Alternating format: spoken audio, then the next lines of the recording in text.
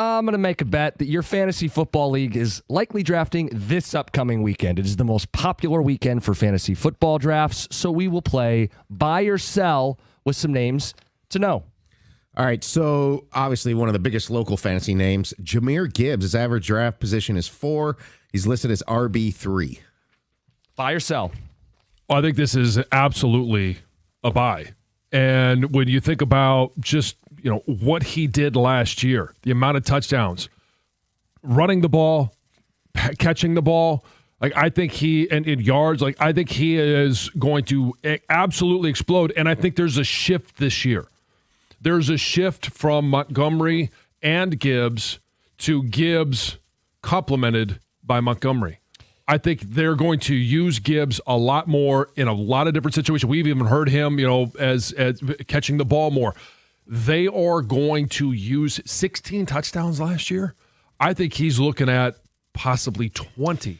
But do we think the Lions will have the number 1 offense? Are there fewer touchdowns for the team? I still think they're going to do a good job sharing the workload, playing for a 20-game season as opposed to a 17-game season. I would sell. I think if he got the touches, he could be the number 1 scorer. I don't know that he's going to get the touches. I'm a buyer because I would draft him over Bijan. Bijan's RB2 behind Saquon, who's RB1. Mm-hmm. I would. If I'm drafting in an open draft. It's workload, though. I'm taking Gibbs over Bijan because I trust the offense. I don't trust the Falcons' offense. And I don't like how they take Bijan out of the game down there, too. He misses a lot of touches, too. Who's that guy? Algier? Yeah. Vulture? Well, and thinking about Bijan, he's going to get more touches, I think, because they're going to have Michael Penix as their quarterback. So they're going to rely on the run game a little bit more. But I do think that Gibbs is going to get a lot of touchdowns, a lot of yards. All right, big name in fantasy football for a long time now. Christian McCaffrey, he's average draft position at 10. I get being Larry because of the injury. I'd buy him at that price because he could be the number 1 back. They have a soft schedule, one of the easiest schedules. He catches passes, PPR machine. I would buy McCaffrey. Not me. I'm selling him, and it's because I think age just catches up. We talk about expiration dates, and he has been dinged up ever since they had their, 2 years ago when they had a Super Bowl run. Even then, he was a little dinged up. So I just don't think he's going to be available enough. So I view him as one of the most fantasy players that could be great or just kill you. Yep. He killed people last year, how long he was out. I would draft him, but you have got to handcuff him with Robinson Jr. Mm-hmm. Next name, Jaden Daniels. He's average draft position is 28, QB3. It's tough because you always wonder, well, is there going to be a sophomore slump? Or because they've improved the offensive line, he's a guy that he's not on Josh Allen's level in regards to being able to run the ball and, get touchdowns running the ball, but also throwing. I would buy him. I think he is going to have a much better second year than he did a first. I don't buy into the sophomore slump. And so for me, it's a buy. He's a sell. You're drafting him at his ceiling. I do buy the sophomore slump. Yeah, and also, you know what? Just that team is the oldest roster in the NFL. That could really come back to bite them in a lot of ways, and it could reflect on Daniel's numbers. All right, next guy, and we'll go back to local, Jameson Williams. He's 59th overall. I'd buy. Look, he's getting drafted around guys like Xavier Worthy, Devontae Smith, Zay Flowers, and George Pickens. He 1,000-yard receiver last year. They talked about him going to the next level. I'd buy him. See, this is one where I'd sell. I think he's going to have good numbers, and he may match last year's numbers, but I think he's going to have to share with, Amon-Ra, obviously.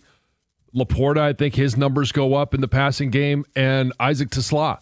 I don't think he is going to set records as a rookie, but he's going to take touches away from J-Mo. Again, I think high upside, but in Detroit and Michigan in general, I would sell because he's going to get overdrafted here. In your local league, he's going to get drafted 10 to 15 spots higher here because he's a Lion and people, I got my J-Mo. But if he's your 3rd receiver, which is what he's being drafted at, you should. But it won't be here. I know. Somebody will take him as a 2 here, so he'll get overdrafted in my mind. All right, next one is a former Lion, DeAndre Swift, 61st overall. Running back 24. Polarizing dude. I don't think they love him. I think they wanted to draft a running back, and guys went right in front. Yeah. I heard Poles talking up Manungai the other day. I would not buy DeAndre Swift. I'd sell. He actually played in 17 games last year, which amazes me. But I don't think he can do that 2 years in a row. I don't think he's going to be available. We saw the injury issues that he had here, when he was a Lion. and I just don't trust him. So no, I'm not buying him. You know what? This is like the biggest sell on this list for me because he's had health issues his entire career. It would have happened by now. And who are we fooling here? This is where I have problems with fantasy rankings, and I don't get caught up in rankings. I do what I want to do. Mm-hmm. The fact that Jameson Williams is only 2 spots ahead of DeAndre Swift in overall rankings, to me, that's like there should be 3 tiers between them two. Well, that's why it's the whole RB thing. Yeah, but I know. It's whatever. There's just no way. Next guy, another former Lion, TJ Hawkinson. He's 68th overall, tight end 5. Coming off the injury last year, I think this is a buy for me. It's going to be an easy target for JJ. I mean, the best thing for a quarterback is obviously a great run game. The next best thing is an outlet that you could trust. I think you could trust TJ Hawkinson. I think he's going to get a lot of yards. I think he'll find his way into the end zone. So this, to me, is a buy. He's a buy for me as well. McCarthy loves the tight end. It's your best friend as a new quarterback, young quarterback. Next guy, a rookie in the division, 92nd overall, wide receiver 43, Matthew Golden. I'd buy. You're taking a flyer. You're taking a guy who's going to be on your bench. They used a first-round pick, can take the top off the defenses. The weeks you play him, you're hoping that he has an 80-yard touchdown. But I'd buy him.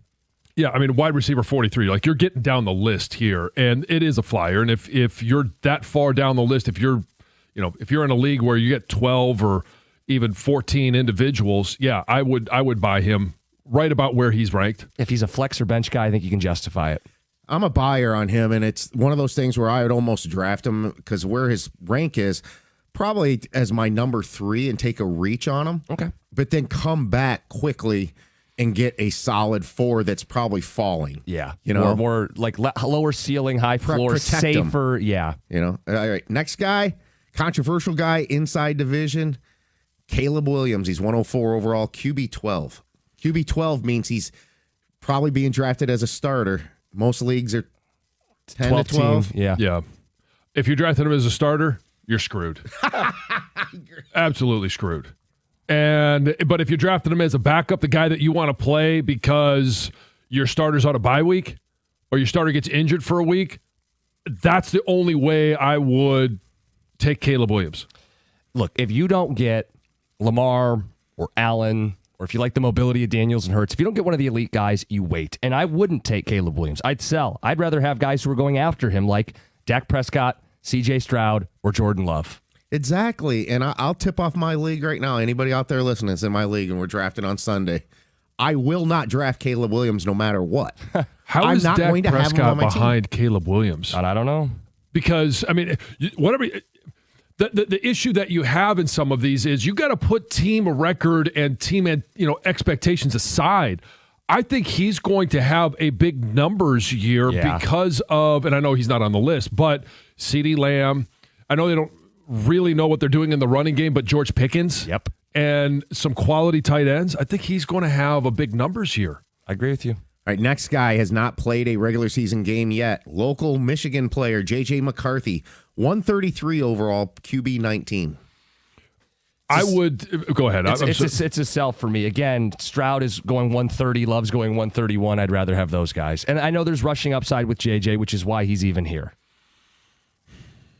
If you're back, again, I'm not going to put him in necessarily in the Caleb Williams category, but if you're drafting him as a backup, I would love to have JJ come in if my starter is on a bye week because of Justin Jefferson, Jordan Addison.